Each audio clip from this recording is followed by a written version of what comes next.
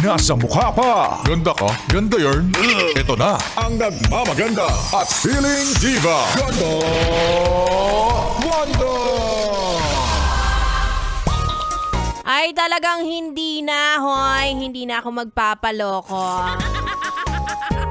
Lalong-lalo na sa hindi gwapo. Exception pa rin pala. Diba? Isipin mo, niloko ka na. Tapos, pangit niya pa, diba? Luging-lugi ka naman. Anyway, mga yes friend, it's me. It's a girl, DJ Ganda Wanda. Kasama nyo na ngayong Wednesday evening. Tama ba? Wednesday ngayon, no? Wednesday ba ngayon? Ayan, hindi ako sigurado eh. Wednesday ngayon. Eh, paano naman, kapag walang masyadong ganap sa buhay mo, eh, hindi mo nalalaman kung anong araw na, 'di ba? Ayaw mo na rin bilangin, lalong-lalo na kapag wala ka ng pera. Kasi nga naman, 'di ba? Kapag chinek mo, no, ano na bang date ngayon? Oh my God! Ang tagal pa ng sahod. No? Masyado kang masasaktan. Gusto mo yung magugulat ka na lang, may sweldo ka na. Mga ganyan. Diba? Anyway, speaking of Dina, nako, mangangalahati na po ang taon. So, sana wag na po tayo magpapaloko ngayon, ha?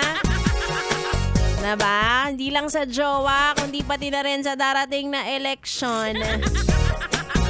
Ayusin ang inyong desisyon.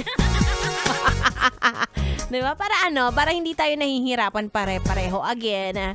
Diba? Kapag kayo ay boboto, hindi lamang para sa sarili, kundi para sa pangkalahatan. Ganyan. Huwag kang selfish, babe. Hindi maganda yan. Hindi maganda ang yan. Ibubungan yan. Maniwala ka sa akin. Pero kung kung para sa nakararami, maganda ang balik niyan. Okay? Ikaw, nagsasala ka nga maigi ng ng jowa, 'di ba?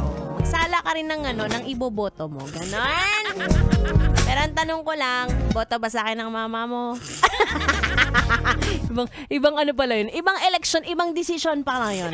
Anyway, bago mo ako sagutin, yes, pre, ituloy muna natin ang ating tugtugan. At samahan ako hanggang alas 9 ng gabi. Again, it's me, Ganda Wanda. Dito lang sa stasyon number 2 sa Metro and Mega Manila. 101.1, yes, FM, solid.